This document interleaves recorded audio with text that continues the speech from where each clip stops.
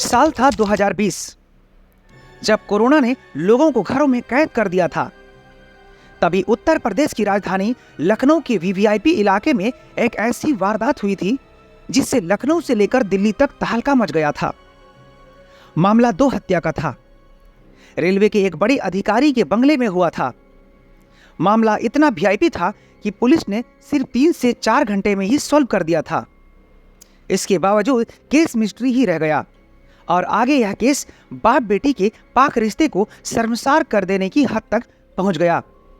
आखिर क्या है इस केस की पूरी सच्चाई? हत्या क्यों हुई थी? हत्या किसने की थी? आगे हुई पुलिस की तहकीकात में क्या कुछ सामने आया? पूरी बातों को तफसील में जानने के लिए इस वीडियो में आखिर तक जरूर बने रहें। और अगर आपने अभी तक मेरे इस चैनल को सब्सक्राइब नहीं किया है तो अभी इस चैनल को सब्सक्राइब करें और बेल आइकन को दबा दें ताकि मेरी आने वाली वीडियो आप तक आसानी से पहुंच जाए। और अगर वीडियो पसंद आए तो लाइक कर शेयर भी करें। तो जैसा कि हमने आपको बताया, यह कहानी उत्तर प्रदेश की राजधानी लखनऊ के पॉश इलाके गौतमपल्ली पुलिस स्टेशन के विवेकानंद मार्ग स्थित बंगला नंबर 1 की है। अगस्त 2020 में यह बंगला रेलवे के एक बड़े अधिकारी आर.डी. वाजपेयी के परिवार का घराना हुआ करता था। 1998 के बैच के रेलवे अधिकारी आर.डी. वाजपेयी का कुछ समय पहले ही लखनऊ से दिल्ली ट्रांसफर हुआ था। फिलहाल आर.डी. वाजपेयी दिल्ली में रेलवे बोर्ड के स्पोक पर्सन के पद पर कार्यरत थे। तब देश के रेल मंत्री पीयूष गोयल थे। ड्यूटी के चक्कर में आर.डी. वाजपेयी 29 अगस्त 2020 को दिल्ली में थे और उनकी पत्नी मालिनी दत्त वाजपेयी, बेटा सर्वदत्त वाजपेयी और एक 15 साल की बेटी लखनऊ के इसी बंगले में थे। बेटी फिलहाल लोरेटो हाई स्कूल के 9th क्लास की स्टूडेंट थी और वह प्रोफेशनल शूटिंग की प्लेयर थी। इतने कम उम्र में ही कई बड़े शूटिंग टूर्नामेंट भी जीत चुकी थी। बेटा गोमती नगर सांस्कृतिक यूनिवर्सिटी से ग्रेजुएशन कर रहा था। क्योंकि जब यह घटना हुई उस वक्त लड़की नाबालिग थी, इसलिए हम आर.डी. वाजपेयी की बेटी का नाम नहीं लेंगे। 29 अगस्त आर.डी. वाजपेयी के लिए बहुत खास था क्योंकि उस दिन आर.डी. वाजपेयी का जन्मदिन था। लेकिन काम की वजह से आर.डी. वाजपेयी लखनऊ में अपने परिवार के साथ नहीं थे। इसलिए वाजपेयी की पत्नी और बेटा फैसला करते हैं जन्मदिन घर पर ही मनाएंगे और वाजपेयी शाम में वीडियो कॉल के जरिए शामिल होंगे। इस प्लान के बनते ही दोपहर के वक्त मालिनी और उसका बेटा सर्वदत्त कमरे में आराम करने के लिए चले गए। उनकी बेटी भी अपने कमरे में चली गई। दोपहर के लगभग 3 बज रहे थे। मालिनी वाजपेयी के माता पिता सरकारी बंगले से लगभग 5 किलोमीटर की दूरी पर गोमती नगर इलाके में रहते थे। लगभग शाम के 3 बजे आर.डी. वाजपेयी की बेटी घबराई हुई आवाज में अपनी नानी को फोन करती है और उनसे कहती है कि नानी, मैं माँ और भाई को उठाने की बहुत कोशिश कर रही हूँ लेकिन वो नहीं उठ रहे हैं। उनकी हालत बहुत खराब है। मुझे ऐसा लग रहा है कि कुछ हो गया है। जितनी जल्दी हो सके एम्बुलेंस लेकर यहाँ आ जाओ। ये कहकर वह जोर जोर से रोने लगी। अपनी नवासी की आवाज सुनकर मालिनी की मां घबरा जाती है और वह उसे तसल्ली देकर फोन काट देती है और फौरन अपने पति को इस बात की जानकारी देती है और फिर कुछ ही मिनटों के अंदर दोनों भागते हुए आर.डी. वाजपेयी के बंगले में पहुंच जाते हैं। नाना नानी और परिवार के दूसरे सदस्यों को देखकर बच्ची और जोर जोर से रोने लगती है और उनको एक कमरे की तरफ जाने का इशारा करती है। जब सभी उस कमरे में जाते हैं तो उस कमरे का नजारा देखकर सभी के होश उड़ जाते हैं। कमरे में मालिनी और उसका बेटा सर्वदत्त खून से लथपथ पड़ा हुआ था। वहां मौजूद लोग उसे जगाने की कोशिश करते हैं लेकिन दोनों में कोई हरकत नजर नहीं आती। हालात ज्यादा सीरियस देखते हुए वहां लोग जो मौजूद थे जल्द से इमरजेंसी नंबर 112 पर फोन करते हैं। कुछ ही मिनट में एम्बुलेंस बंगले के अंदर आ जाती है और इसके अलावा स्थानीय पुलिस स्टेशन में भी इत्तला दी जाती है। इत्तला मिलते ही स्थानीय पुलिस अधिकारी भी मौके पर पहुंच जाते हैं। कमरे में ही मेडिकल टीम के जरिए दोनों की जांच की जाती है और उन्हें डेड करार कर दिया जाता है। दोनों के सर में गोली लगी थी। इतने पॉश इलाके में एक बड़े सरकारी ऑफिसर की पत्नी और बेटी की दिन दहाड़े हत्या की गई थी। इस खबर से पूरे प्रशासन में तहलका मच जाता है। इस बात की खबर दिल्ली में काम कर रहे आरडी वाजपेयी को दी जाती है। क्योंकि वाजपेयी तत्कालीन रेल मंत्री पीयूष गोयल के करीबी अधिकारी के तौर पे काम कर रहे थे, इसलिए मामले की जानकारी पीयूष गोयल को भी दी जाती है। फौरन ही पीयूष गोयल यूपी के मुख्यमंत्री योगी आदित्यनाथ से फोन करके मामले की जानकारी देते हैं और उससे मामले को फौरन आवश्यक कार्रवाई करने का अनुरोध करते हैं, क्योंकि इस मामला में दिल्ली और लखनऊ भी इन्वॉल्व हो चुका था। इसलिए राज्य के आला अधिकारी मौके पर पहुंचना शुरू हो जाते हैं। सबसे पहले डीजीपी अस्थायी मौके पर पहुंचते हैं और अपनी जांच शुरू कर देते हैं। घटना के समय घर में 3 सदस्य मालिनी, उसका बेटा और बेटी के अलावा एक नौकर भी था। पहले शक नौकर पे जाता है कि शायद नौकर ने तो कुछ गलत नहीं किया है, लेकिन शुरुआती पूछताछ से ही नौकर शक के दायरे से बाहर हो गया।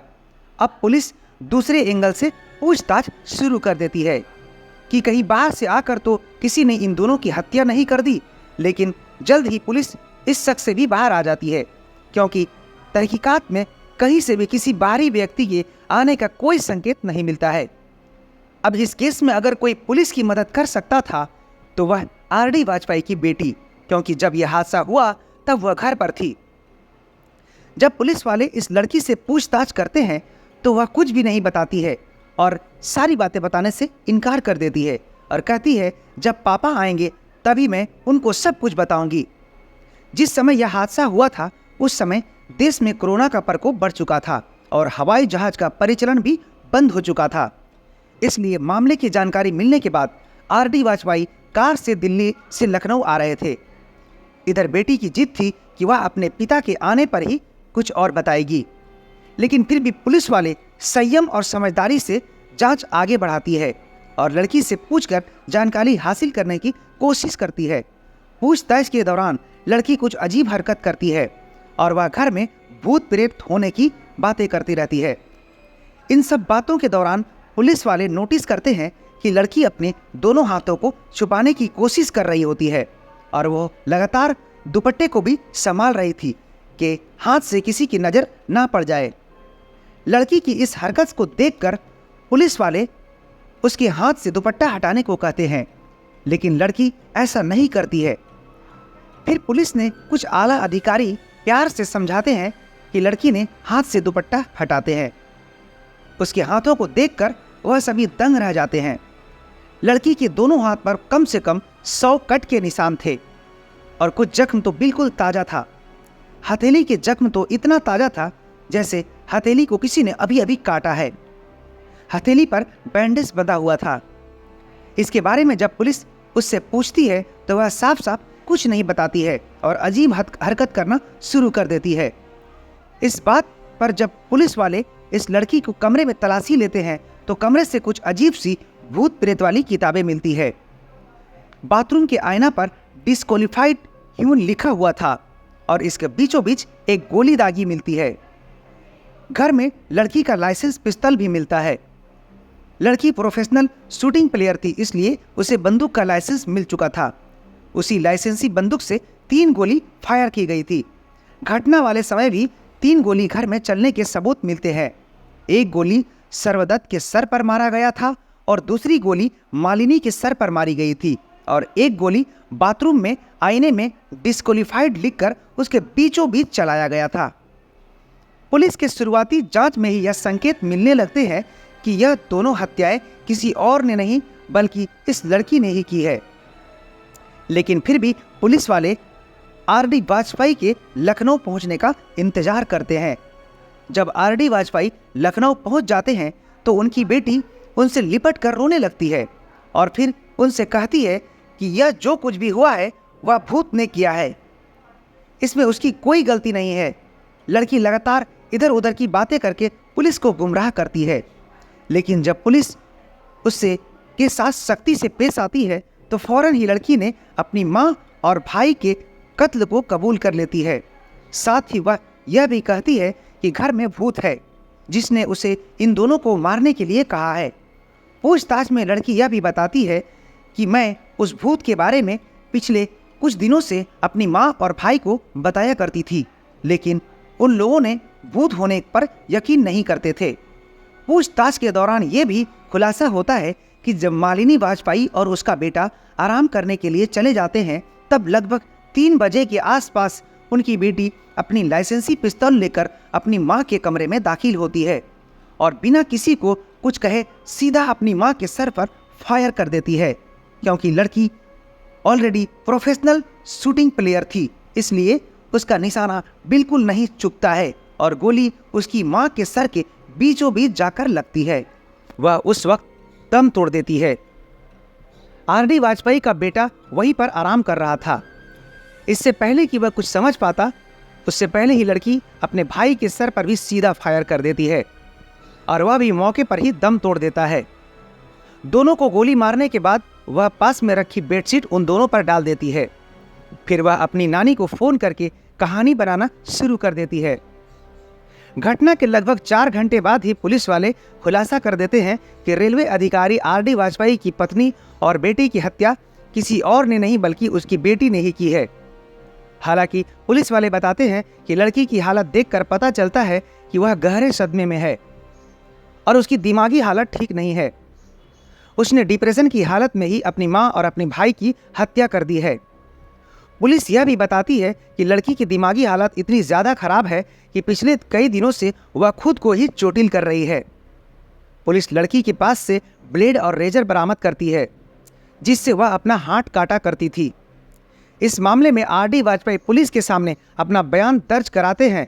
वह अपने बयान में अपनी बेटी को अपनी पत्नी और अपनी बेटी के कातिल मानने से इनकार कर देते हैं और वह दावा करते हैं कि उनकी बेटी यह हत्याएं नहीं की है, बल्कि किसी बाहरी व्यक्ति ने घर में घुसकर यह हत्याएं की है। इसलिए वह हत्या का आरोप अज्ञात पर लगाते हुए एफआईआर दर्ज करवाते हैं।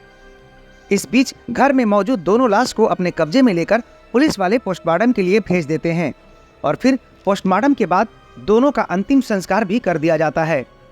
लड़की की हालत तब तक इतनी ज़्यादा खराब हो जाती है कि वह अपनी मां और अपने भाई के अंतिम संस्कार में शामिल भी नहीं होती है और वह अपनी नानी के घर चली जाती है। अंतिम संस्कार के बाद पुलिस वाले आगे की तहकीकात में लग जाते हैं। लड़की के बयान और सबूतों के आधार पर लड़की को अपने हिरासत में ले लेते हैं। लड़की को अगले 14 दिन तक पुलिस कस्टडी में रखा जाता है। कस्टडी में सबसे पहले लड़की का मेडिकल एग्जामिनेशन किया जाता है, जहां उसे डिप्रेस्ड करार कर दिया जाता है। फिर लड़की को जुवेनाइल कोर्ट में पेश किया जाता है। यहाँ आर.डी. वाजपेयी अदालत से गुजारिश करते हैं कि उसकी बेटी की हालत ठीक नहीं है, इसलिए उसे जेल में रखने के बजाय उनके घर में ही कस्टडी में रखा जाए। Court RD. वाजपेयी की इस दरख्वास्त को मान लेता है और फिर लड़की को उसके घर में ही कस्टडी में रखा जाता है। साथ ही सिविल ड्रेस में पुलिस वाले भी उस घर में तैनात कर दिए जाते हैं। इस मामले में पुलिस आगे कुछ नहीं कर पाती है क्योंकि लड़की की हालत दिमागी तौर पर बहुत ही ज़्यादा खराब थी। उसका इलाज साइकेट्रिक के जरिए किंग जॉर्ज मेडिकल कॉलेज में शुरू हो जाता है। आगे इस केस में लड़की के खिलाफ ज़्यादा कुछ नहीं होता है और जल्द ही उसे अदालत द्वारा बेल मिल जाती है और फिर कुछ ही महीनों के बाद लड़की अपने पिता के साथ दिल्ली रहने चली जाती है। धीरे धीरे लोग इस केस को भूल जाते हैं। इसी बीच लगभग 1 साल बीत जाता है। तभी एक बार फिर आर.डी. वाजपेयी और उसकी बेटी जबरदस्त तरीके से चर्चा में आते हैं और इस बार इन दोनों के चर्चे में आने की वजह बहुत ही शर्मनाक और भयानक थी।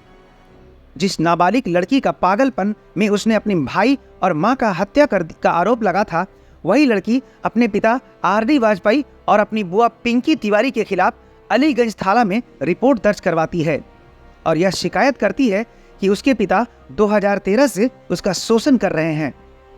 इतना ही नहीं, उसने यह भी दावा किया कि अपनी मां और अपनी भाई की मृत्यु के बाद जब वह अपने पिता के साथ रहने आई तो वहां उसकी बुआ ने जबरदस्ती उसे उसके पिता के कमरे में भेजना शुरू कर दिया। लड़की अपने पिता और अपनी बुआ के खिलाफ इतने गंभीर आरोप लगाती है कि उसके पिता और बुआ के खिलाफ पोस्को एक्ट के तहत मामला दर्ज कर लिया जाता है। साथ ही उन पर छेड़छाड़ और बाकी धाराओं के तहत भी मामला दर्ज कर लिया जाता है। चूंकि बेटी ने अपने पिता और बुआ के खिलाफ मामला दर्ज कराया था, इसलिए मामला दर्ज होने के बाद यह दोनों आरोपी स्थानीय अदालत में जाकर अटेस्ट स्टे ले लेते हैं, यानी अब पुलिस चाहकर भी इन्हें गिरफ्तार नहीं कर सकती है। अब इस केस का मौजूदा हालात की बात की जाए तो अदालत में साबित हो जाता है कि लड़की डिप्रेशन में आकर ही अपनी मां और भाई की कत्ल की थी, इसलिए उसके साथ कोई सख्त कार्रवाई नहीं की गई और मामला आज भी अदालतों की फाइल में पड़ा हुआ है। वहीं लड़की ने जो इल्जाम अपने पिता और बुआ पर लगाया था, उस मामला में दोनों को आरोपी बनाते हुए 2022 में पुलिस चार्जशीट फाइल कर देती है। फिलहाल यह मामला भी अदालत में ही चल रहा है। दोस्तों, इस कहानी को सुनकर आपको कैसा लगा हमें कमेंट बॉक्स में लिखकर जरूर बताएं। और अगर आपने अभी तक मेरे इस चैनल को सब्सक्राइब नहीं किया है तो अभी ही इस चैनल को सब्सक्राइब करें और बेल आइकन को दबा दें, ताकि मेरी आने वाली वीडियो आप तक आसानी से पहुंच जाए। और अगर आपको कहानी पसंद आए तो लाइक कर शेयर भी करें। धन्यवाद।